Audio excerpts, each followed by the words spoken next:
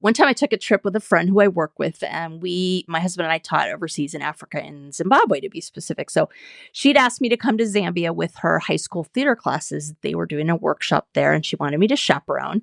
And it's, believe it or not, it's just the country next door, right? So they used to be together when it was called Rhodesia. So anyways, it's maybe an hour flight. So we got the kids settled and the plan was to stay at a nearby hotel because she and I loved each other and we loved to hang out. And so we had reservations there, right? So here's the thing about Africa. Africa is a strange beast, right? There is massive glamour and bouginess everywhere. And then there is like scary, holy crap, that actually exists craziness. So the hotel looked fine, right? It was a little rundown, but in that part of Africa, there's a lot of them that are basically built outside with kind of glamping huts, or I stayed in one time that was tree houses. That was totally cool. And even I stayed in one that had caves hewn into the rock, and those were your rooms. And like, we're not talking Flintstones here. Like it was really bougie. Okay. And now I want to be you when I grow up.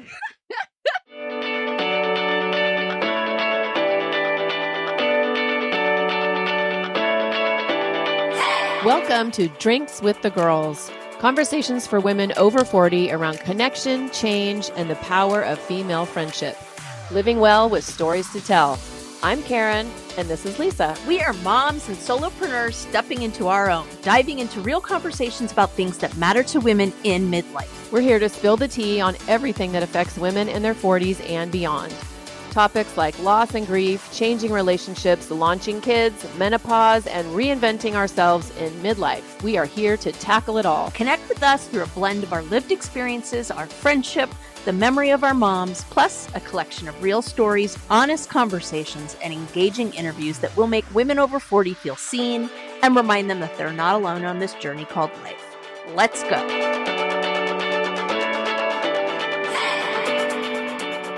Hey, beautiful listeners. I am Karen Shatafian, and you are listening to Drinks with the Girls.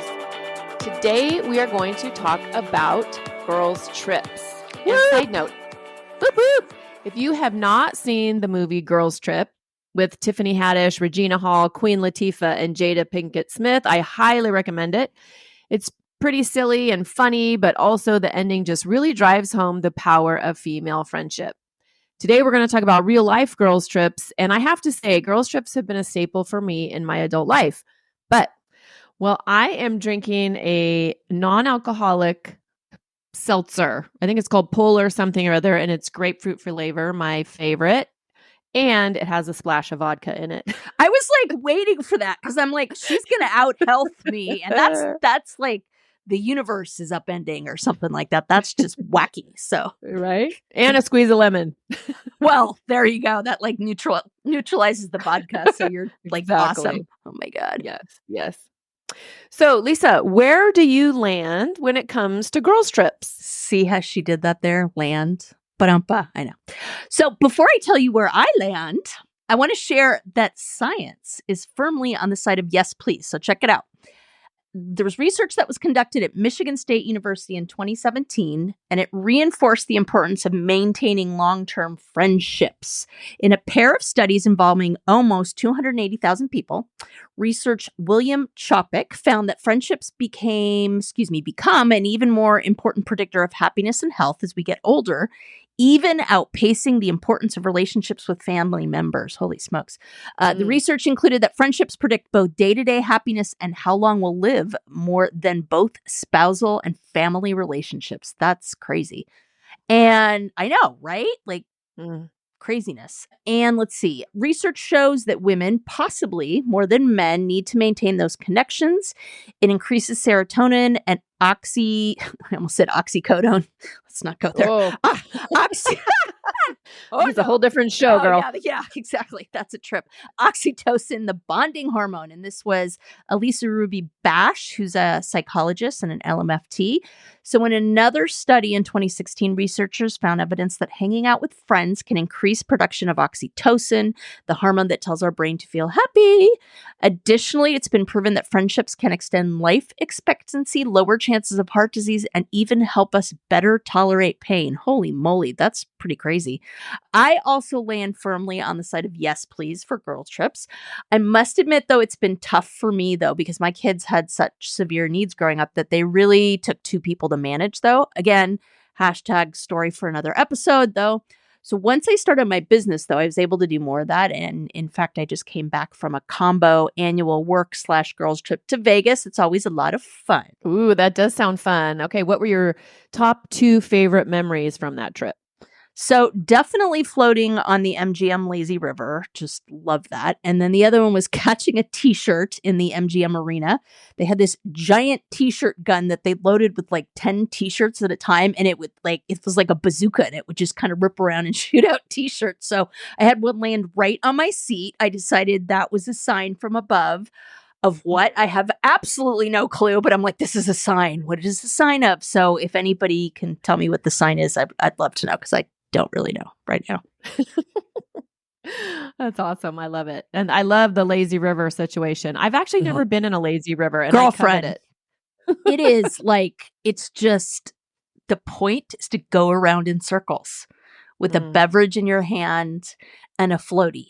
Like, you know, Sounds it even calms my mental craziness down. So yeah, anyway. Nice. And you just got back too, right? I did. Yes. Not by coincidence. I just came back from a 5-day girls trip to Santa Fe, New Mexico with my college besties. We've made it a tradition for the past 30 years to go on a yearly trip. It used to be over Martin Luther King weekend because half our group are educators. And so that gave us an extra day for shenanigans. Love shenanigans. But since we've gotten older and our kids are all basically grown, we decided to move our trip to June because it gives us better weather and kind of just more options on where to go. I swear I want to be you when I grow up. I adore everything about this idea. You know, I do feel extremely blessed that I have been able to maintain these friendships for 30 years, and we've stayed committed to our trips. And these trips are literally like therapy for me. These girls have basically known me since I was 19, and we can have all the unfiltered conversations that you can't have with just anybody, you know, sometimes not even husbands or partners. And I always leave these experiences feeling valued and validated. We just help each other navigate life with brutal honesty. Like this past week, I told my girls I'm ready to go silver. Woo! I really want to toy with it. I don't even know what my natural hair looks like. You know, I've just been dyeing it for so long. I know I have grays because every time they pop out, I cover them up. But, you know, I don't know how many. I don't know what it looks like. But I just would really love to go silver. Maybe not even my natural silver, but some of my girlfriends had strong opinions about it. But the beautiful thing is we feel comfortable being vulnerable, asking for opinions, advice or not, and being okay with the answers. I feel the whole silver debate is another podcast topic in need of an episode for sure. So I slammed that in our podcast brainstorm. By the way, if you guys ever have podcast title episodes you want us to talk about for the brainstorm, please send those in. We'll give you our email at the end of the show, but we love to collaborate with our listeners. Absolutely. And I want to know where other women are on the whole going silver, going natural, going gray, whatever. Yeah, sure. Because I'm curious. Honestly, that's one of the reasons we wanted to create this podcast, is because we wanted to try to recreate for women this kind of safe environment, talking about things that affect women, giving them a place to come, put their feet up, grab a drink, and just hear some different perspectives and feel seen. Why does that concept sound so familiar? I wonder, what could it be? Right? I actually met these two women a few months ago on a business trip that have made it their life's mission to go on girls' trips with each other. They were so incredible. They're lifelong besties. I got stuck with them for like 6 hours in one of those like crazy, you know, all the flights were canceled kind of situations. And so, of course, what do? We are women. So there are 4 of us. We're just sitting there drinking, waiting for our planes to be called. But I actually really want to bring them on the program because they were so wonderful to meet. I hope that they are listening to this episode. So maybe we can bring them on as a part 2 of this episode. I'd love to dive into their story more. Absolutely. That would be incredible. Hey, girls, if you're listening, but I am always curious how other women's groups do girls' trips. And I love noticing other groups of women traveling together when I'm out and about too. So let me ask you, how have your friendships or girls' trips changed as you've gotten older? So this is a real IRL, in real life reveal moment for me. Once I have to be honest, once I got married and had kids, I was never able to go on a trip like this. So I'm excited to hear about your trip and the history you have. I'm sure there are many other women out there that are in the same boat. Absolutely. So you were never able to go on trips because it was an all hands on deck type situation, or did you have the mom guilt? No, it was an all hands on deck thing. My son was always verbal, but some of you may know my son is on the spectrum, autism spectrum, and pretty impacted. So he was verbal, but when he couldn't manage his emotions, it was super intense because he didn't have the words. So it literally took two of us. And other than, say, occasional dates where my mom and dad would like watch my kids, it was really difficult to find people that could manage a full blown autism meltdown at that time. Add in his PTSD from some bad experience, and it was pretty rough. So, and at that point, we had no idea about things like respite, where they're trained professionals, they could come in and help. Like, we had no clue that our situation was different. We just thought we sucked as parents. And that, again, story for another episode, but that was a whole metamorphosis. So we were just kind of in the trenches and just felt like that wasn't an option at that point. Mm. And I know as parents, we put such pressure on ourselves too. So it really, just to hear you say that, you guys felt like you sucked as parents, like that, just parenting is so challenging. And I can't imagine when your kids have needs that are just like so beyond what you feel like, you're capable of handling. So obviously you're not going on girls' trips. You're just trying to figure out how to manage your family. It was like, okay, let's get to Saturday. Ready, go. Right? May the odds be ever in your favor.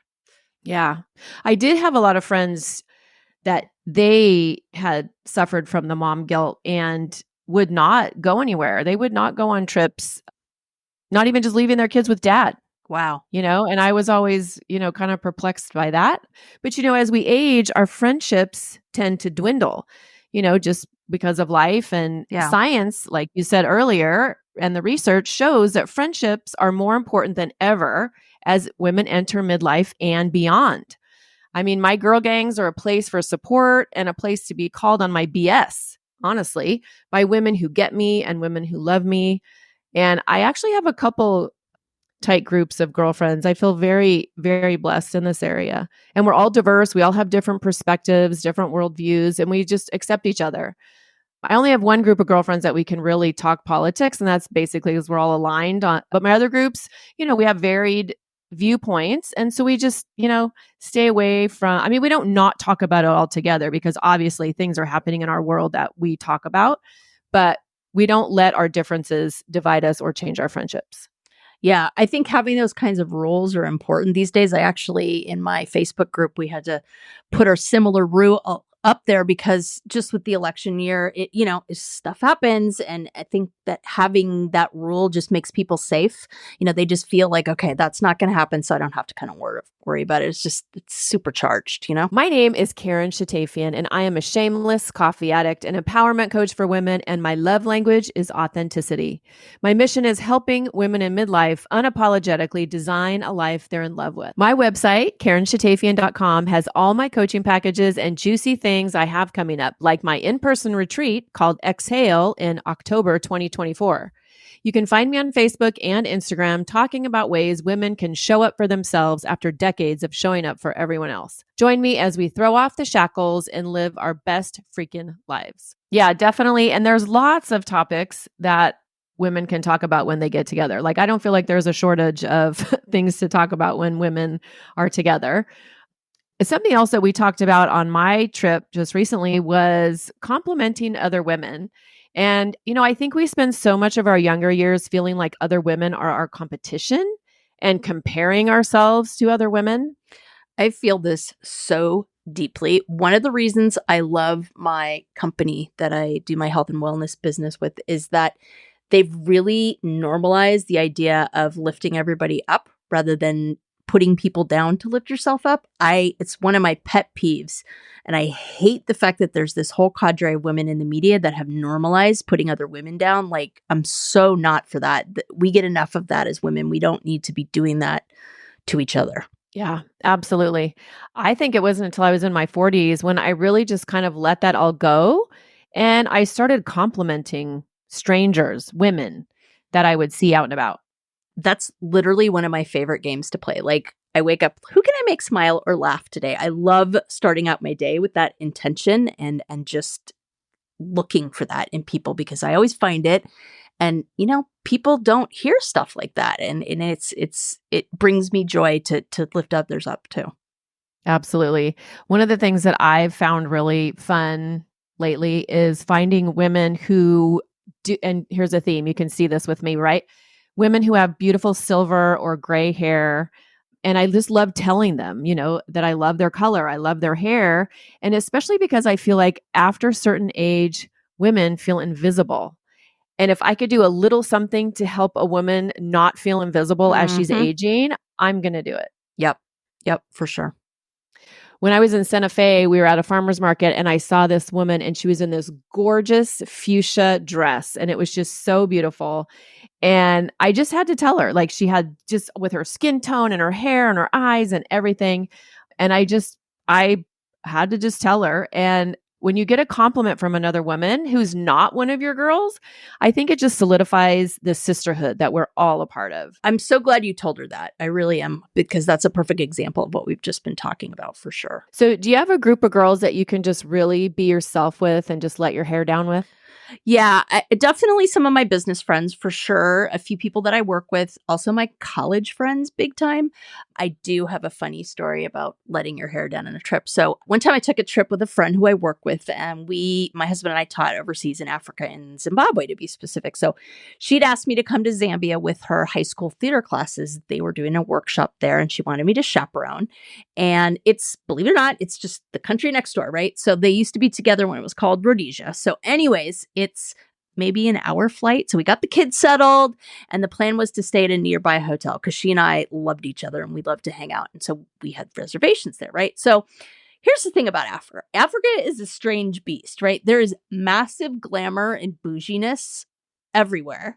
And then there is like scary, holy crap, that actually exists craziness. So the hotel looked fine, right? It was a little run down, but in that part of Africa, there's a lot of them that are basically built outside with kind of glamping huts, or I stayed in one time that was tree houses. That was totally cool. And even I stayed in one that had caves hewn into the rock, and those were your rooms. And like, we're not talking Flintstones here. Like, it was really bougie. Okay, and now I want to be you when I grow up. So don't let the whole, like, it was in a rock thing fool you. Like, I will never forget, they had a swimming pool that was carved into the side of a mountain. Like, oh my God, it was amazing. So anywho, this particular hotel had little pods of hotel rooms. So they took us to one. We're exhausted, right? We're like, fine. We open the door and it's all done in this yellow decor. We're like, okay. And then, oh my God, it smelled like 1,000 cats had been living there. And we are like, oh, so brutal. It's like, we didn't care how tired we were. We were like, there's no way we're going to like die. So we're like, please, do you have another room? They're like, well, the only other one is the honeymoon suite. We're like, fine, whatever. It's like 11:30 at night. Like, we don't care, right? So we walk in and we're like, oh, ha, ha, ha. Heart-shaped bed, mirror on the ceiling. Isn't this like stereotypical, right? So we get in and we're like, we just want to get in our PJs and get ready to go and pass out. So we go into the bathroom to brush our teeth, and there's broken glass everywhere, all over the floor. We're like, okay, all right. And then we look over and there's a sofa in the room, and we notice the sofa, but what we didn't realize is it is propping shut a door, which you can literally open to God knows where. So literally somebody could walk in the room at any given time. So we're like shoving the sofa over, making sure, like putting it under the handle. We're like, okay, fine. We're going to sleep on top of the sheets. We're exhausted. Let's do it. And then hours later, we hear this rustling in the roof. And it's the sound of giant cane rats scampering in the rafters. Oh. I don't know if y'all all have seen a cane rat, but when I tell you those things are like 3 feet long, tip to tail, I'm not exaggerating. I mean, it's like, we're almost talking rodents of unusual size, like Princess Bride time. Like, it was like Oh my God. So that's my fun story about that one. But we're still really good friends. And there's frankly no one I would have wanted to get stuck in a rat infested honeymoon suite with than my good friend Aaron. So Oh my God. Yeah, that sounds like quite the adventure. that's one way of putting it. I think another amazing thing about the sisterhood that can form on girls' trips is it gives you an opportunity to not just have fun, but to talk about those really heavy things that you might not talk about on the daily, but the things that really weigh you down. Mm-hmm. With my girlfriends, we're all in our mid 50s and most of us have lost one or both parents. So the girls who are navigating this right now have a built-in support network to lean on. And I think that's pretty cool. I love that. And just like, it's also when we were in our 30s and we're raising kids and nobody knows what the heck they're doing, right? And so we could all just really lean on each other then too and tell each other, yeah, you don't suck as a parent, right? Like to hear those words from somebody else that you can bounce things off of, I think is important. Yeah, for sure. I'm for drunken or not dance parties. Those are some of my favorite parts of some of the most fun trips I've done for sure. What did you do on this last trip that stuck out to you particularly as fun? And I think that part is really huge, is just letting your hair down and having a good time, literally, because I feel like, especially if you are a parent and you are raising a family, just things are so serious all the time. Oh yeah. And you don't feel like you can really let loose. And then of course you also have that, well, a good mom, quote unquote, air quote, doesn't really do that. She doesn't let her hair down and get wild and crazy, right? Yep. Well, guess what? She does. But yeah, this last trip, so I didn't tell the girls, there were 7 of us on this trip. One of our girls couldn't go because she was having her first grandbaby. Congratulations. But so I brought 7 colored wigs and 7 pairs of glasses. And I didn't tell the girls. And one night, we always have one night where we stay in and we just make dinner and chill and whatever. And so I brought this game, and I think it was actually called Girls Night Out or something like that. It was for younger women, but what the heck, like for bachelorette parties. So I had everybody put on a wig. We played this funny game. We would have dance parties. We'd stop in the middle of the game and just like have dance parties and just really be silly. In fact, I sent a video to my daughter and when she was like, what the heck at first, when I told her what we were doing and who I was with, she was loving it. And she sent it to her college besties because I feel like it's like, hashtag goals for her, friendship goals. Absolutely. I love that. What else? Tell me what else you guys usually do on those trips. That's a tradition. Well, we always like, well, I don't want to say always, but usually we'll do something touristy, right? Like we did the farmer's market. We walked around the little square. We always do some kind of shopping. We went on a train ride this time. It was supposed to be a sunset train ride. I think there was the strawberry moon or the harvest moon or some big fat moon, but they had a moon. They had a thunderstorm, which was kind of cool in itself, but we didn't get to see the sunset. So anyway, train ride. We actually had a spa day this time. We usually don't do that, but my vote, I told them this time, was to do a spa day every time because heck yeah. Best massage in my life. Hey, fabulous Drinks with the Girls listeners. Guess what? We have something exciting happening here at Drinks with the Girls. We have a way for you, our listeners, to be involved. You can be part of our Drinks with the Girls Pod Squad support team. Creating a sisterhood of empowered women is our goal, and we are so grateful you are here. You can help us get the word out about Drinks with the Girls because we want all women to feel the support of a powerful community behind them. Here's what you need to do. Get in touch with one of us via email and let us know you want to be an official part of the Drinks with the Girls Pod Squad. Go to your favorite podcast platform and subscribe or follow Drinks with the Girls if you haven't already. Every month, we need you to share. Share with a girlfriend via text, share to your email newsletter, share on your socials, share from the rooftops. The more you share, the more chances you have to win fabulous prizes at the end of every month. Simply send us a screenshot every time you share. Every share is a chance to win, so the more you share, the more chances you have to win each month. Here are some of the awesome prizes available. A coupon code for $100 off a 4-month coaching package with Karen. A discount coupon towards your favorite Arbonne health and wellness products with Lisa. A spot on the podcast. A 60-minute goal setting session with Karen. A 30-minute prep session for your child's upcoming IEP meeting with Lisa. 30-day midlife self-care journal PDF.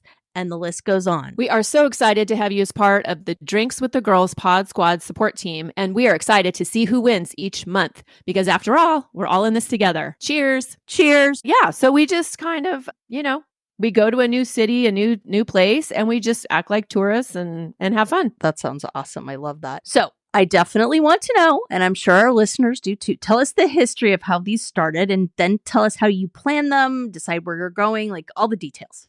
Okay. Well, I had to check in with our secretary who keeps track of all our trips because we have been doing this 30 years and we started like losing track. Well, we couldn't remember when we went where. So anyway, we have a secretary. She's a self-appointed secretary and she has the master list. Okay, for a minute there, I was like, "You hired a secretary?" I was like, "Wow, life goals." Okay, all right, gotcha.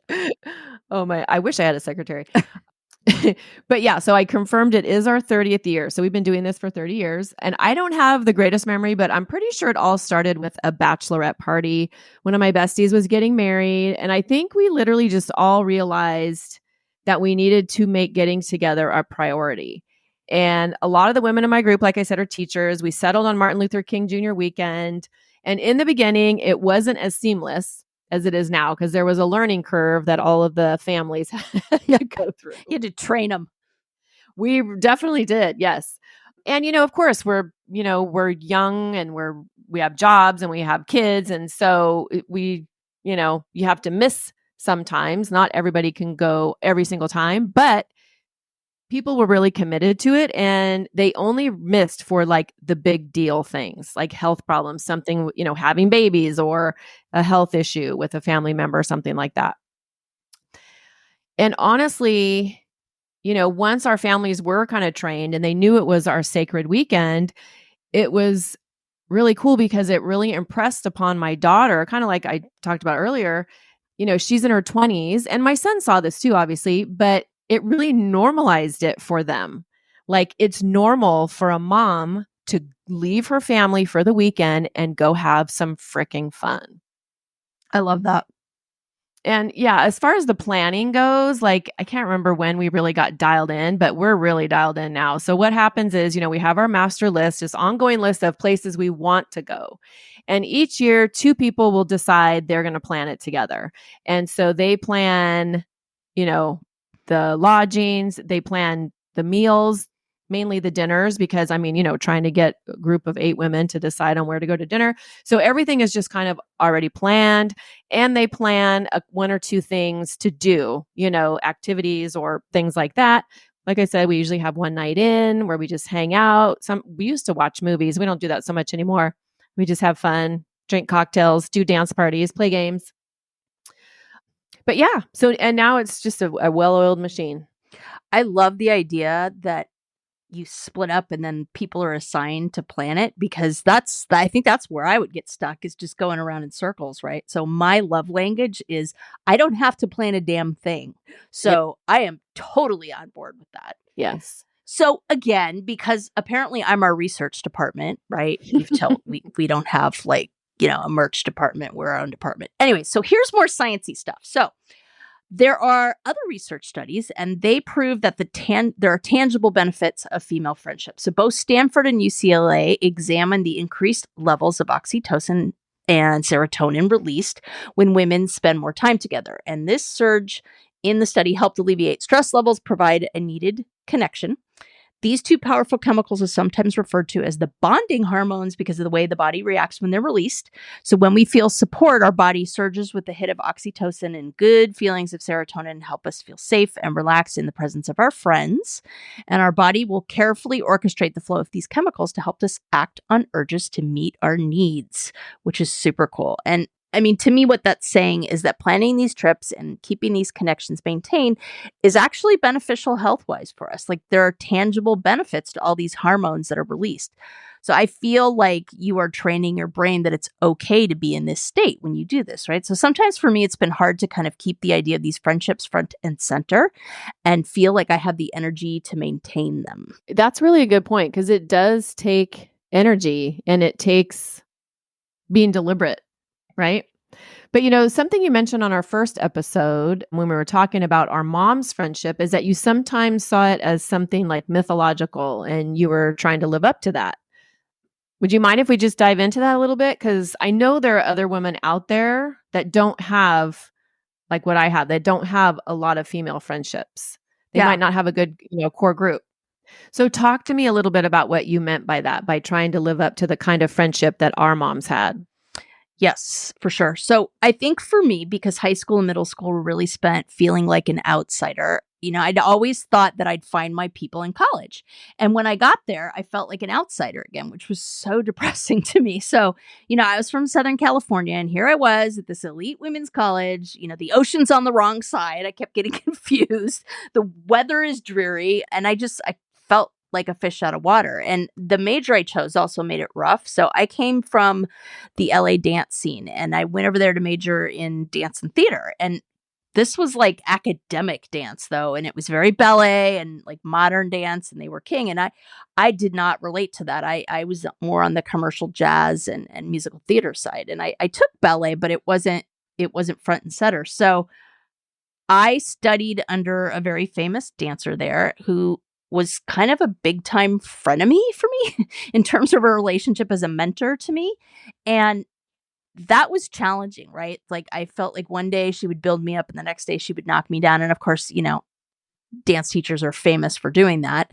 But, I was young and impressionable and it was really rough to kind of not know where my direction was. And so I remember my godmother wrote me a long letter. My godmother is part of that band of women that both their moms hung out with. But she wrote me this long letter when she realized I was measuring myself up by the experiences that they all had in college. And I wish I could find that letter. I know I've saved it somewhere, but I treasured it. And she was basically like, look, it was not all that it was cracked up to be. Like we were human, right? And I felt so much better after that. And I stopped trying to live up to some major ideal of what I thought it was. And of course, now I have this amazing connection to all these women in my class. And some of them I never really even knew in college while I was there, right? I mean, it's a blessing for sure. Yeah. And I feel like it all comes full circle at some point. But, for me, like my girls that I go on these trips with, those were my sorority sisters. We met in college. And I just honestly feel like it was luck.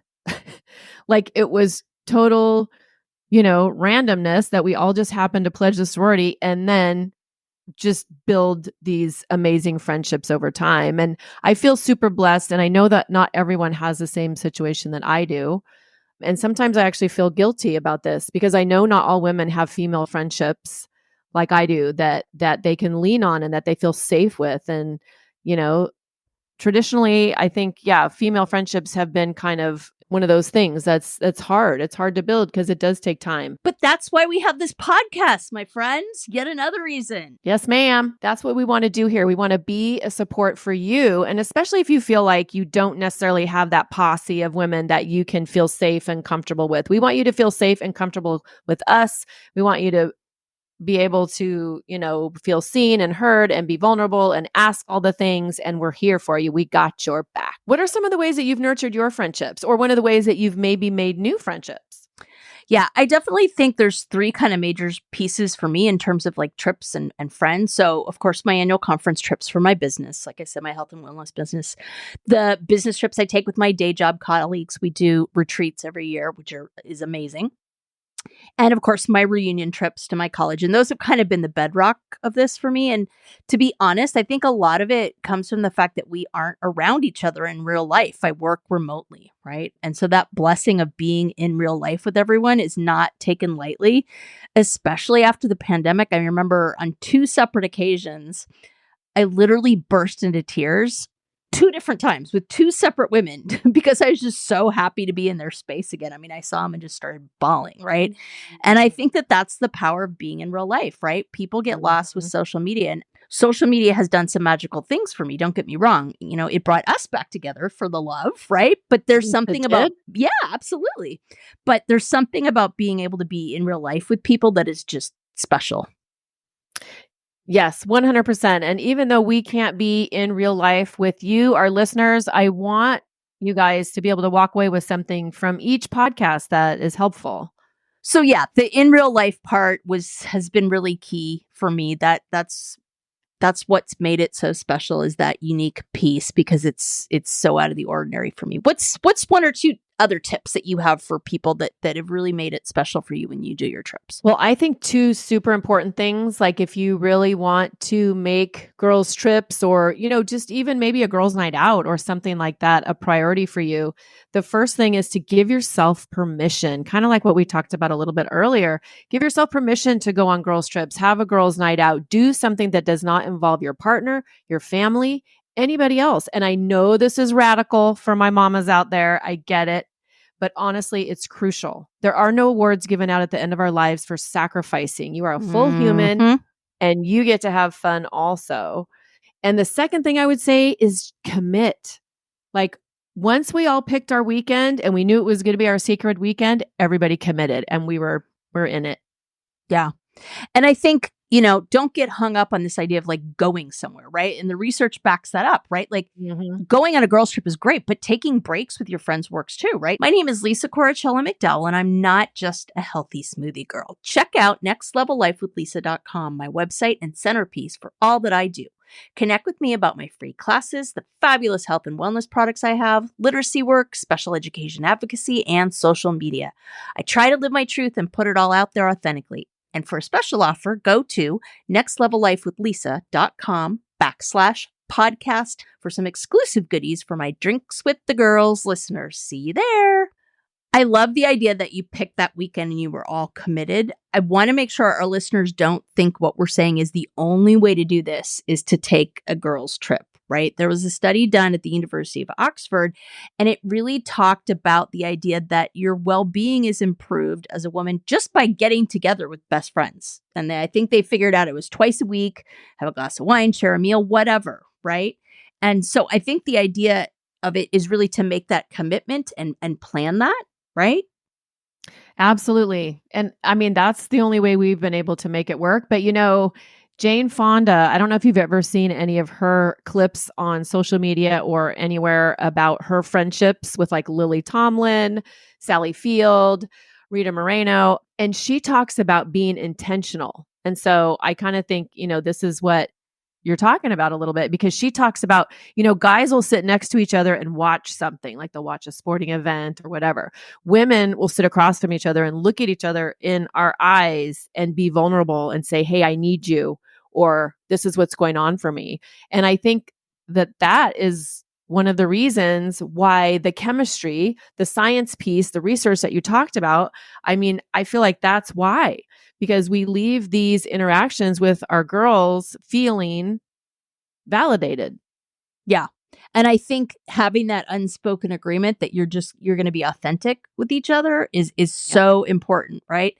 So I would be really interested to hear from everyone about, if they have tips or tricks or suggestions that they have, do people use a travel agent? Do you use Airbnb? Like Karen, do you use hotels? Like pros, cons, all those things.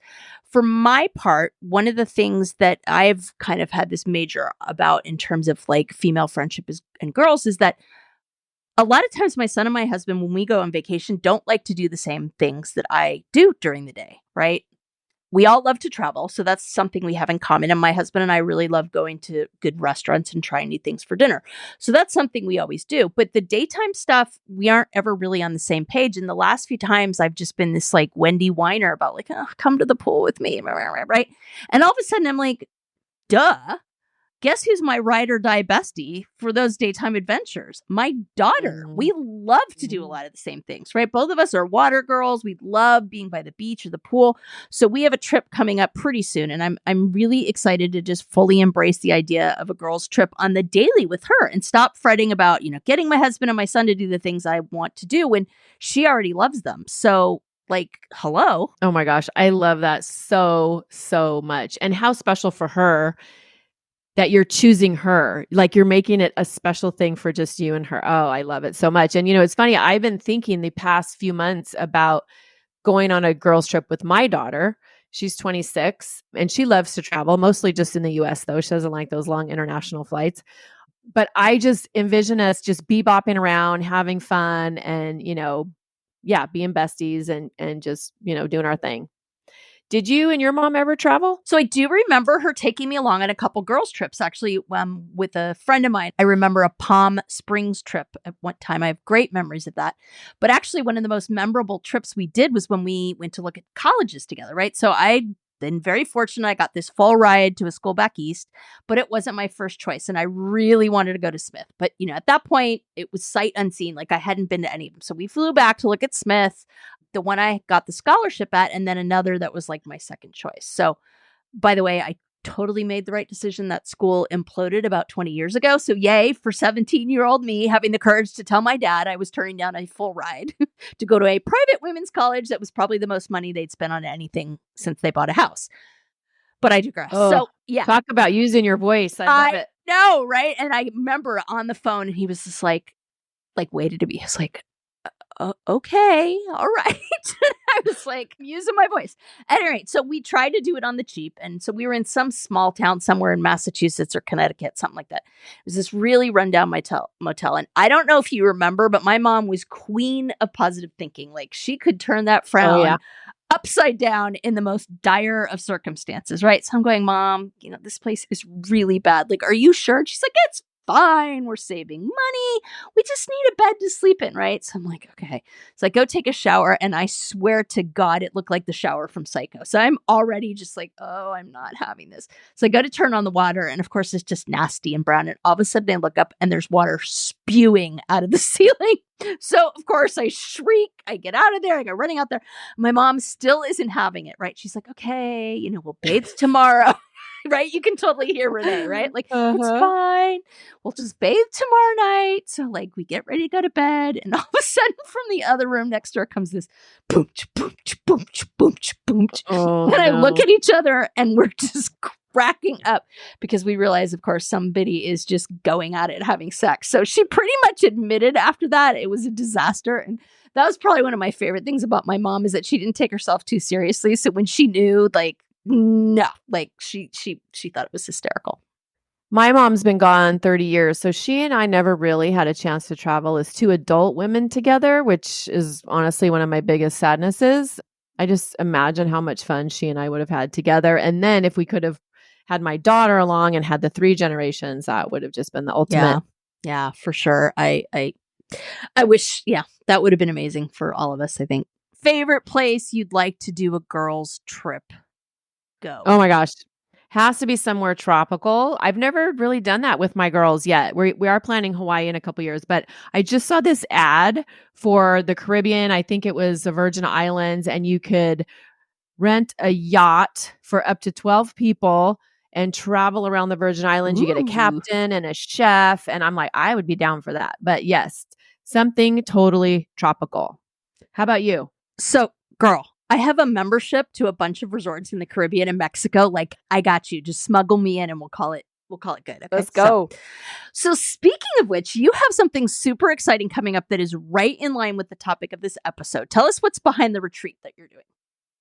Thank you for asking. Yes, to your point earlier about people needing in-person connection, I was just so tired of being on Zoom, and I wanted real life interaction with women. So I decided to create a beautiful retreat called Exhale. It's a 1-day retreat for women at my home in Fallbrook. And because I'm a firm believer that magic happens when women are in community together, we're going to spend the whole day together, and I am going to pamper and take care of you. It's a chance for women to come and relax, let their hair down. They can snuggle chickens if they want to. They can lay in my pool. There's going to be a lot of time for reflection and restoration. There'll also be things I will lead you through a few practices where you can leave with something in your toolbox. You can take things home with you. And the idea is that an intimate group of women can just come and just remember who they are. So for those of you that are listening to this on the recording, that is going to take place this October 2024. So we'll put the information in the show notes for sure. I know Karen has a few spots left. So how about you, dear listeners? What do you think about the science behind girls' trips? What has been your favorite place to go? What's on your bucket list? I just love the idea that we have so much science and research in this episode because basically, this is your permission slip, women. Hello. This is your permission slip. It's good for your health. It's good for your mental health. And so if you have had any doubts about wanting or desiring going on a girls' trip, here's your permission slip. It is research backed. So tell us what you think about all this stuff. Email us at drinkswiththegirlspodcast@gmail.com, or you can find both Lisa and myself on social media. Check out the show notes for links to some of the things we've mentioned in the show. And don't forget to like, subscribe, and share this podcast. That's how we keep doing what we do. Cheers. Cheers to that.